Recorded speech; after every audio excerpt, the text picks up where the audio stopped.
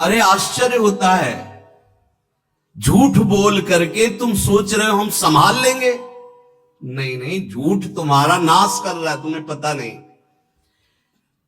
जिस जिह्वा से नाम जप कर रहे हो, अगर नाम का विशेष फल प्राप्त करना है, जल्दी फल प्राप्त करना है, आपको दुखों से बचना है, पाप भस्म करना है, तो झूठ बोलना बंद कर दीजिए। क्या बिगड़ जाएगा आपका? सच्ची बोलने में क्या बिगड़ जाएगा? सच्ची बोलना शुरू करोगे, हिम्मत नहीं रह जाएगी पाप करने की।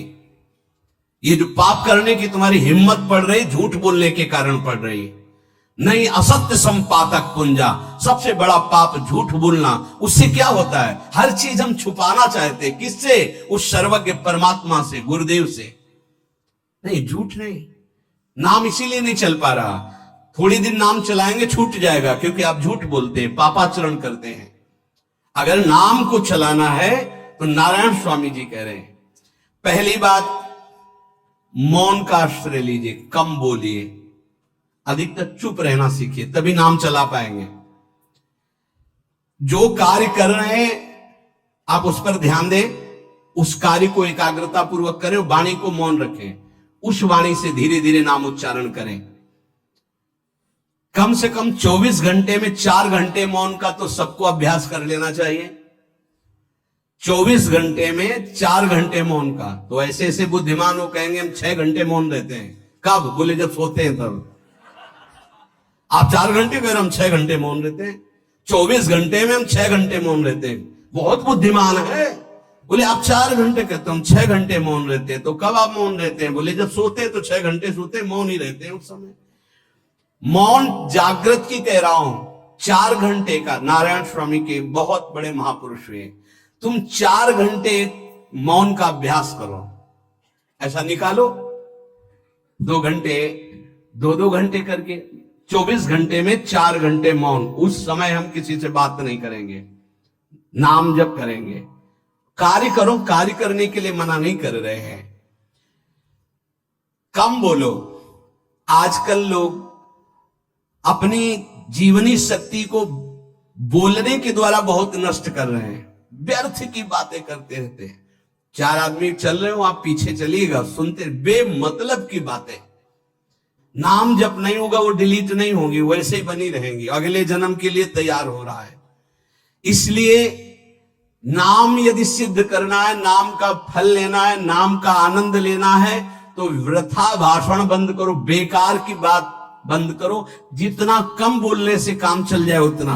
सामने वाले को बोलने दीजिए, आप बीच में नाम चल रहा है जी, नाम चल रहा है। जब कोई आवश्यक बात हुई, पवित्र शब्द बोल दिया, नहीं चुपचाप सुनो। उसको लग रहा है कि आप संभाषण कर, मान लो रिश्तेदार है, नातेदार है, मित्र, अब आप व्यवहार में हैं, आप सीधे ये तो नहीं कह सकते हमसे बात मत करो, नहीं, हाँ बात कीजिए, लेकिन आप कम बोलिए, उसको बोलने दीजिए, आप नाम जप कीजिए, जरूरत भर बात कीजिए। बात में भगवान की चर्चा हो तो कोई बात नहीं, अगर प्रपंच की चर्चा है तो बचने की कोशिश कीजिए। अपने संबंधियों, अपने दोस्तों, अपने व्यवहारियों से व्यवहार, दोस्ती, संबंध शिथिल कीजिए, तभी नाम में प्रीति होगी। अगर ये अब हमारे दोस्त आ गए हैं तो फिर वो दोस्त छूट जाएगा नाम, अब बातें शुरू हो गई प्रपंच की। धन्य है ऐसी बुद्धि जो प्रियजनों से भी संभाषण केवल भगवत वाक्यों का, अन्यथा नहीं। इसीलिए इस मार्ग को वर्ण करना बहुत कठिन है। एक ऐसा तुम्हारा निवास स्थान होना चाहिए अलग, जिसमें अपने रिश्तेदार, नातेदार, व्यवहारियों का प्रवेश ना हो। आपकी शैया अलग होनी चाहिए।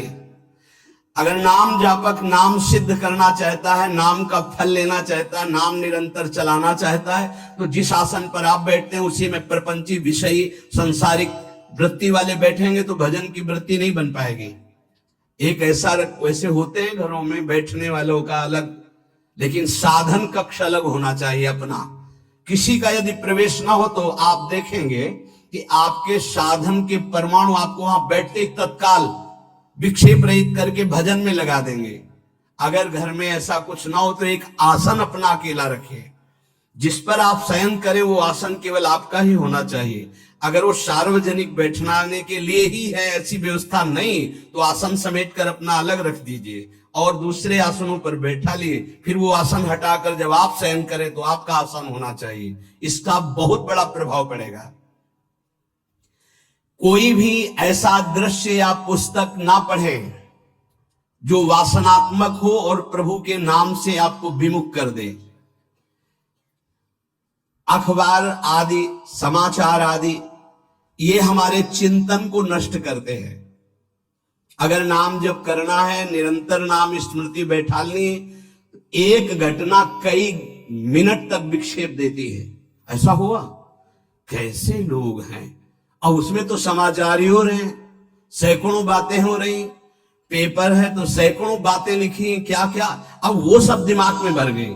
इतना व्यसन है किसी किसी को पेपर पढ़ने का, समाचार पत्र पढ़ने का, कि सुबह होते ही वो विरह में रहते हैं कि पेपर आ जाएगा। आया नहीं, और मिला तो ऐसी एकाग्रता से पढ़ते हैं जैसे वेदांत चिंतन करने वाला वेदांत चिंतन। चश्मा लगा, चाय रखी, ठंडी हो रही, उससे मतलब बीच बीच में चाय और चश्मा से पेपर, और पूरे दिमाग में वही। आप क्या करेगा, जो पढ़ा है उसका चिंतन बनेगा, वही बोला जाएगा। अब जहां चार मिले तो तुम्हें पता है, उत्तर प्रदेश में ये हुआ, मध्य प्रदेश में ये हुआ, चर्चा दिमाग। नाम जापक पूज्य श्री नारायण स्वामी कह रहे, अखबार पढ़ना, दुनिया भर की प्रपंच की जिसमें बातें हैं, ऐसे समाचार, ऐसे टेलीविजन देखना, ये तुम्हारे हृदय में नाम नहीं चलने देंगे, तुम्हारी स्फुरणा को गंदी कर देंगे, बेकार का वक्त खराब होगा। इसलिए अगर आपको पढ़ना ही है तो धार्मिक ग्रंथों को पढ़िए, अपने इष्ट संबंधी ग्रंथों को पढ़िए नाम जपने के लिए। किसी को कभी वचन न दे। पांचवा, बहुत बहुत पॉइंट की बात करें, यदि आपने किसी को वचन दे दिया और पूरा नहीं किया तो भजन का फल वहां जाएगा, ध्यान रखना। यही हमसे सब त्रुटियां होती रहती है अपने लोगों से। जाओ आज से बाद वचन दे दिया, हम ऐसा नहीं करेंगे, नहीं करेंगे चाहे मर जाएं। और अपने लोग ऐसे फिसड्डी हैं कि शाम के वचन देते हैं और सुबह फिसल जाते हैं, 2-4 दिन बोलते बहुत चला, फिर फिसल जाते हैं। बोले कसम से आज से ऐसा नहीं करेंगे। तो आप इसको खिलवाड़ न समझे, आपके सुकृत नष्ट हो रहे हैं, वासना आपके सुकृतों को नष्ट कर रही है।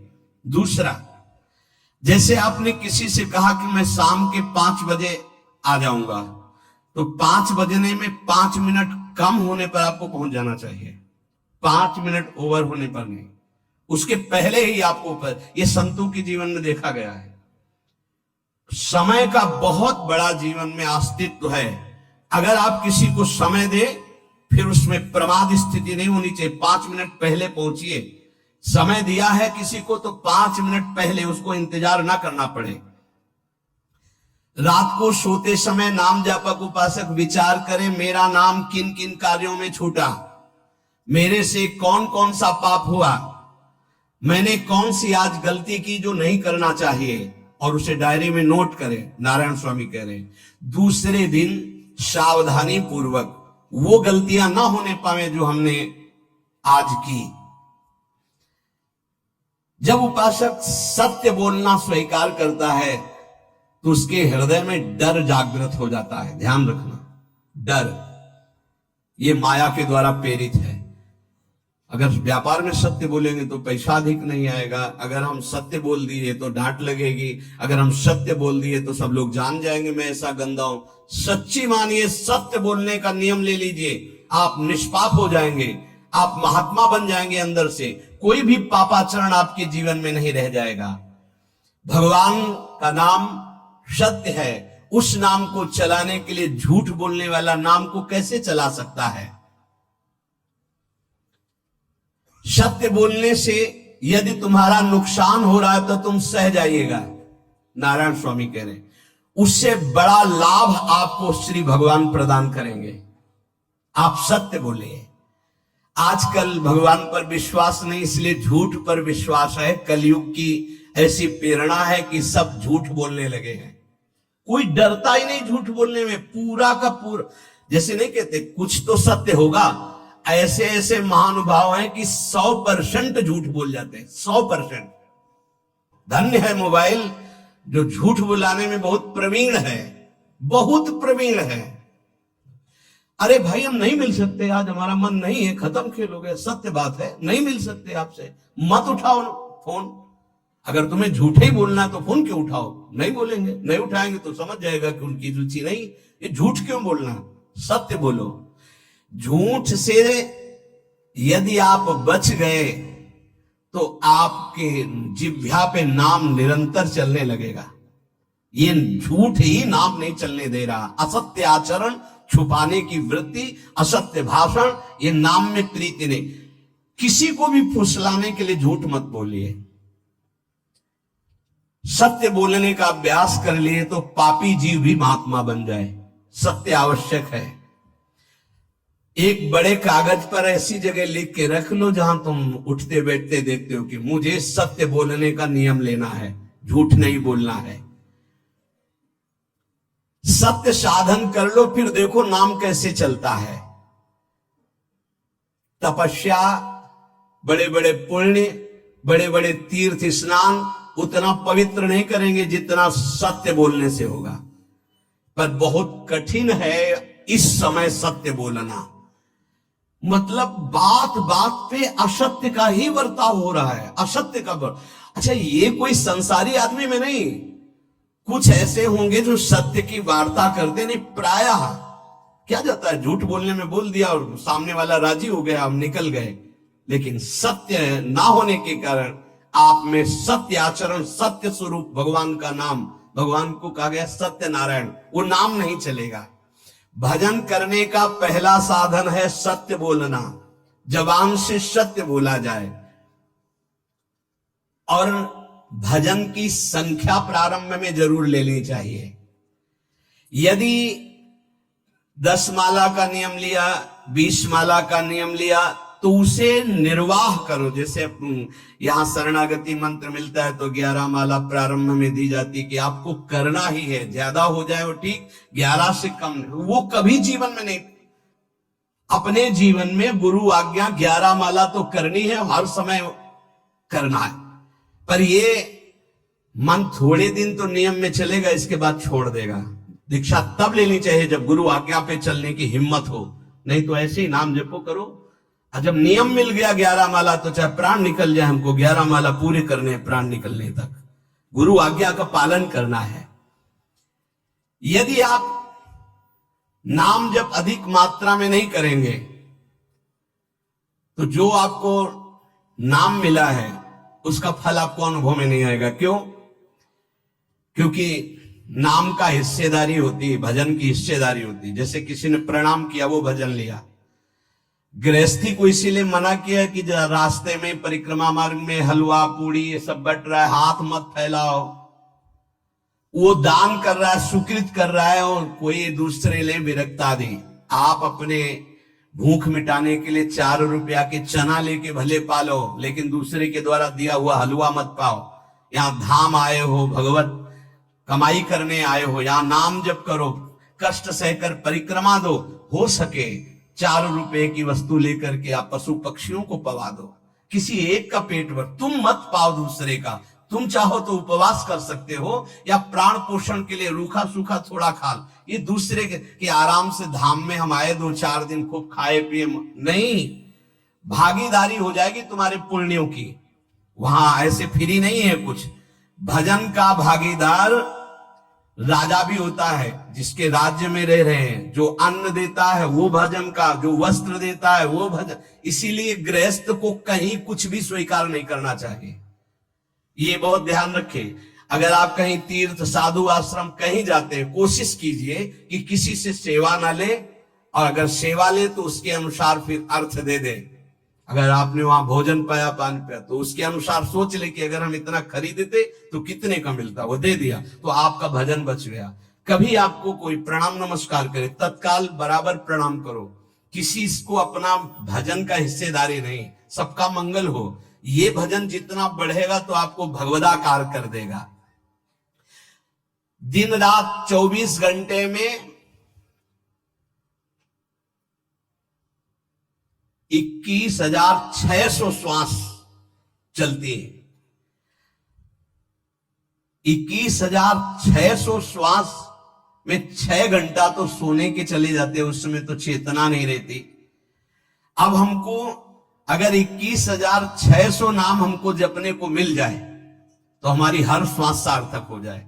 जो हम 5-6 घंटा सोते हैं उसमें जिनका अभ्यास है तो बात अलग है, नहीं तो वो व्यर्थ जाती है। तो हमें एक श्वास में कई नाम जपने का अभ्यास करना चाहिए, जिससे 200 माला फेरने पर ये 21,600 श्वासों की गणना पूरी होती है। अगर हम 200 माला का नियम लें तो इतना हो सकता है। तो हमें लगता है अगर हर समय माला नहीं ले सकते तो श्वास वाली माला बहुत अच्छी रहती है। श्वास में 4 बार खींचो, 4 बार नाम लेते हुए छोड़ो। दूसरा साधन, एक छोटी माला ले ले, जो आजकल तो काउंटर चला है, काउंटर में ज्यादा सुविधा संसार की क्रियाओं में रहने वालों को होती कि किया अपनी जेब में डाल लिया। तीसरा साधन वो बहुत कठिन है, मन की वृत्ति से नाम जप करना। माला, श्वास और मन की वृत्ति, उसमें श्वास की भी गणना का ध्यान नहीं रहता, उसमें केवल चिंतन होता है, चल रहा है। पर ये आखिरी स्थिति होती, इसी के बाद वो परिपक्व अवस्था होता है। जिह्वा से धीरे धीरे नाम उच्चारण करते हुए ये पहला अभ्यास है। प्रारंभिक को एकदम मानसिक में नहीं पहुंचने की चेष्टा करनी चाहिए, 2-4 नाम के बाद मन प्रपंच में फंसा देगा। दूसरा अभ्यास कंठ से में, जैसे हम जिह्वा से राधा वल्लभ श्री राधा वल्लभ श्री राधा वल्लभ श्री, इसे वाचिक जप कहते हैं। मंत्र नहीं होगा, ऐसे नाम होगा, फिर उपांश ऐसे, फिर कंठ से चलता है, फिर हृदय से चलने लगता है, फिर नाभि से चलता है। जिसका नाभि से चलने लगता है उसका परावाणी के द्वारा भजन, वो सिद्ध पुरुष कहा जाता है। 4 वाणी, परापश्यंती, मध्यमा, वैखरी। वैखरी जो बोल रहे हैं, जो कंठ से, फिर हृदय से पश्यंती, परा नाभि से, मूलाधार केंद्र से लेकर के संपूर्ण ब्रह्मांड में इसमें नाम गूंज रहा है, वो सिद्ध पुरुष का होता है। पहला अभ्यास जिह्वा हिला करके शुरू करें, राधा राधा राधा राधा। फिर कंठ से, कभी हमारे सदगुरुदेव भगवान को देखना, अगर कोई आ गया और बातचीत का हुआ तो यहां से तत्काल चलता दिखाई देता है ना, कंठ ऐसे ऐसे हिलने लगता है कंठ। और शांत बैठे तो फिर नहीं दिखाई देता। अगर कोई है आसपास तो इतनी तीव्रता लगन होती कि कहीं छूट ना जाए नाम। कंठ से विशिष्ट अभ्यासी का, फिर हृदय से परिपक्व अभ्यासी का, और नाभि से सिद्ध महापुरुष का, परावाणी से चलता है। अगर 1 वर्ष तक जिह्वा से अभ्यास किया जाए, ये मैंने किया है, नारायण स्वामी कहते हैं, तो दूसरे वर्ष में कंठ से प्रारंभ हो जाता है। 2 वर्ष कंठ से चले तो अगला हृदय से प्रारंभ हो जाता है, और हृदय से 3 वर्ष चले तो फिर नाभि से 7 वर्ष में नाम सिद्ध हो जाएगा। अगर नियम पूर्वक झूठ ना बोले, सत्य आचरण करे, ऐसे नाम जप करे। हम ये कहते हैं कि चलो थोड़ा धीमे ही सही, पर 12 वर्ष में तो आपको सिद्ध हो जाना चाहिए। 12 वर्ष, यहां बोले 30 वर्ष के 50 वर्ष हो गए साधन करते हो, ज्यों कहते हो कोई परिवर्तन नहीं। इसका मतलब अंदर से नाम नहीं चलाया जा रहा, नाम में रुचि नहीं।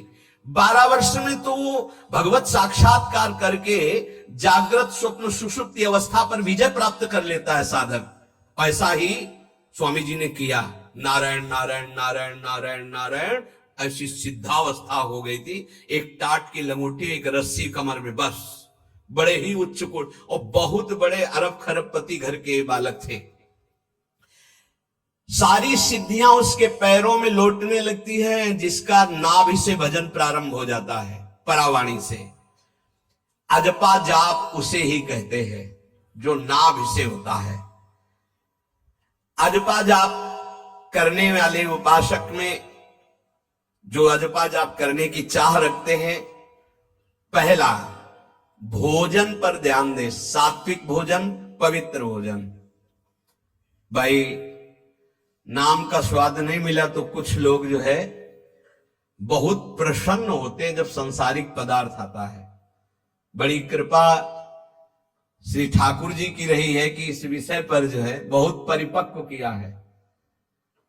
रोटी नहीं मिली, ये रबड़ी रसगुल्ला की तो बात जाने दो। गंगा का किनारा, गांव में जाना नहीं, जो आकाश वृत्ति से वो आ जाए वही। आप लोगों को तो रोटी तो मिल रही है। पहला नाम सिद्ध करने के लिए भोजन सात्विक और थोड़ा, अगर एक समय पाके निर्वाह कर लो तो अच्छा, नहीं तो 2 समय, 3 समय पाने का तो अधिकार ही नहीं साधक को। भगवान की बड़ी कृपा है, जब भूख थी तब था नहीं, और जब है तो भोजन नहीं पा सकते। वो बड़ा लीला बिहारी है। जब भूख थी तब भोजन नहीं, और जब भोजन है तो नियम कानून इसके लग गए हैं, ये इतना इतना। दूसरा, पहला भोजन पर पवित्र। देखो नाम जप के लिए बहुत आवश्यक है। यही जीवन है कि अगर आप नाम जप करने लगे तो हमारा बोलना, हमारा जीना सार्थक हो जाएगा। अगर नाम जप आपको करना है तो पवित्र भोजन होना चाहिए। 2 टाइम भोजन पाना है तो थोड़ा थोड़ा पाओ, पेट ना भरने पाए। ऐसा ना लगने की वजन बढ़ गया है। वजन बढ़ गया है तो भजन घट गया है, वजन घट गया है तो भजन बढ़ गया है।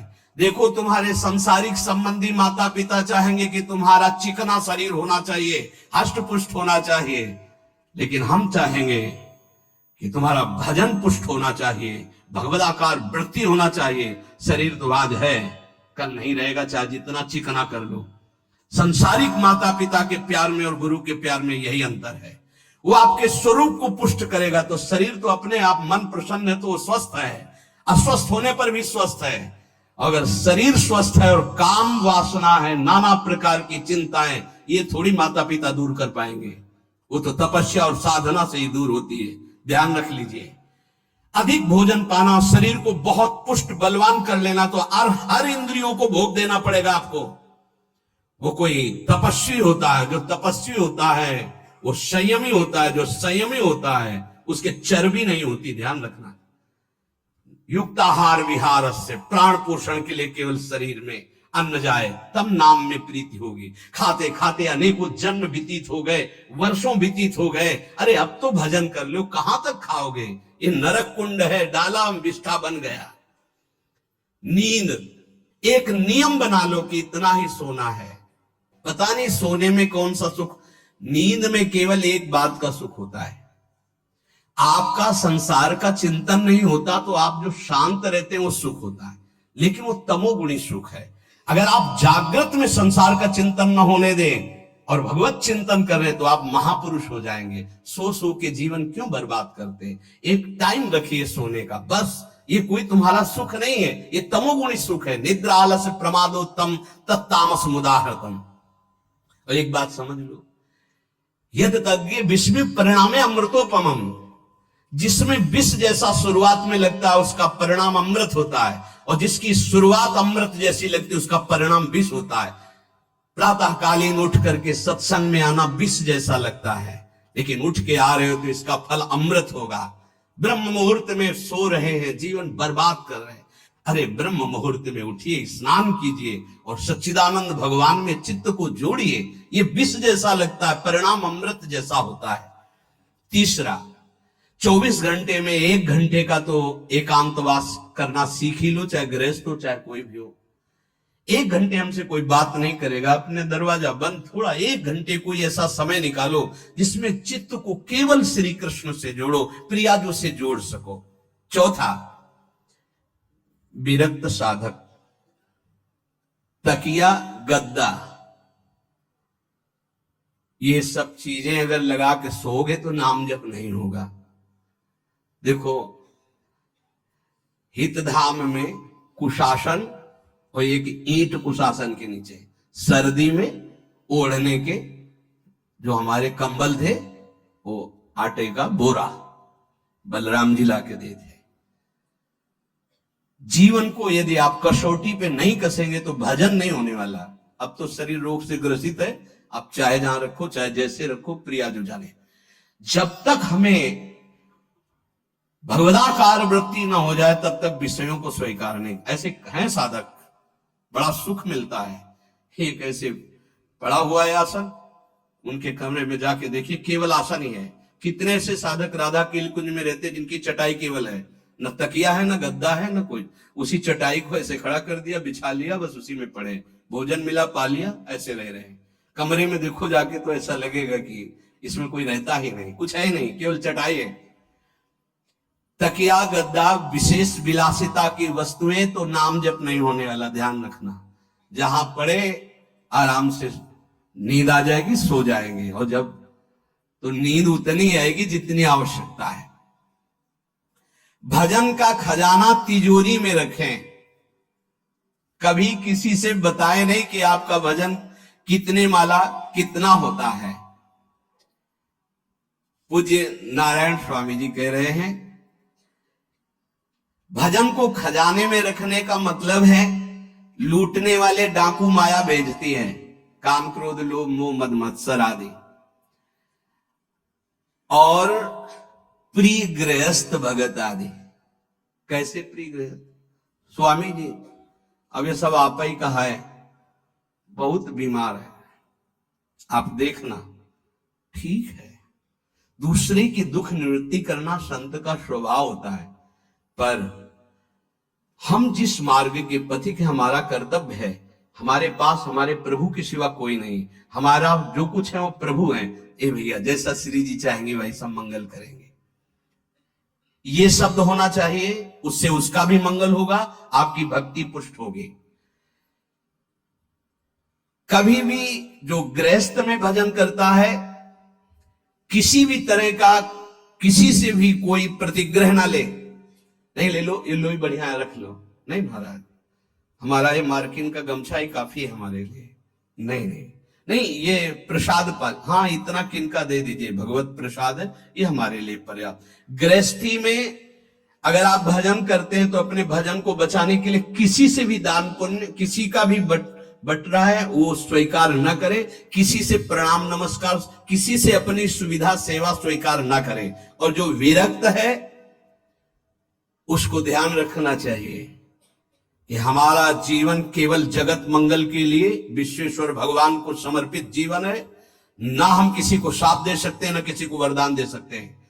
सेवक स्वामी की इच्छा को देखता है, ऐसा ऐसा, हाँ प्रियाजू की जैसी इच्छा होगी वैसा नहीं, आप ऐसा नहीं, प्रियाजू का बस जबान से कभी ना किसी के प्रति शाप का, और ना हरिराम व्यास जी ने कहा है कि शाप और वरदान हमारी शाम हमारे स्वामी की, तो हमें हर बार में यही बोलना है, जैसी प्रियाजू की इच्छा, जैसी श्यामाजू की इच्छा। नहीं आप कुछ कह दीजिए तो राधा राधा राधा, नहीं कैसे मंगल होगा, आशीर्वाद दीजिए राधा राधा राधा, बहुत संभाल के। महात्माओं को इस बात में सावधान रखना चाहिए कि ये माया ममता का रूप धारण करके तुम्हारी तिजोरी को खाली कर देगी। खजाना लूटने के लिए माया बहुत अनुभवी महापुरुष है, सेवक के रूप में आती है, खास सेवक बनकर।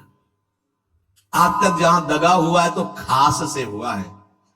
जब वृक्ष कटने लगे तो आपस में बात की, भाई ऐसा कौन आ गया जो हमें काट सकता है? बोले हमारा कोई मिल गया। तो कुल्हाड़ में जो बेट है ना, बोले मिल गया कोई हमारा। खास बन करके आती है माया, सेवक सेविका रूप लेके। बहुत अनुभव की बात महापुरुषों की, मान लीजिए विरक्त जनों के लिए खास बात है। सेवक सेविका रूप रख करके माया आएगी। इसके बाद अगर आपने स्वीकार किया, फिर तुम सेवक होगे, वो स्वामी होगी। समझ रहे हो? बहुत अंदर से इस बात को समझ लीजिए। अगर आपको भगवत प्राप्ति करनी है तो जब तक शरीर में श्वास रहे, सेवा मत स्वीकार करना किसी की। कपड़ा धुलाना, खाना पीना, भीख मांग के खाओ, भिक्षा अन्न, या आकाशवृत्ति से जियो। जैसे मना, ना कपड़ा धो पाओ तो उतने पहनो जितना धो पाओ। किसी को अपनी सेवा में प्रवेश मत होने दो। अपने शरीर की सेवा, अपने जीवन की सेवा जब तक श्वास है तब तक स्वयं करो, नहीं तो तब लग जोगी जगत गुरु, जब लग रहे निराश, जब आशा मन में भई, जब गुरु और जोगी दास। इसलिए होश में परमार्थ के पथिक को कभी किसी की सेवा नहीं लेनी चाहिए, कभी किसी को सेवक नहीं बनाना चाहिए। भगवत भाव से नेकी कर दरिया में डाल, उपदेश दे दिया, चल अपने मार्ग में। जीवन की ये बात हमारी अनुभव की मान लीजिए, अगर निर्विघ्न पंथ निर्वाह करना है तो कभी किसी को यहां सेवक न बनाया जाए।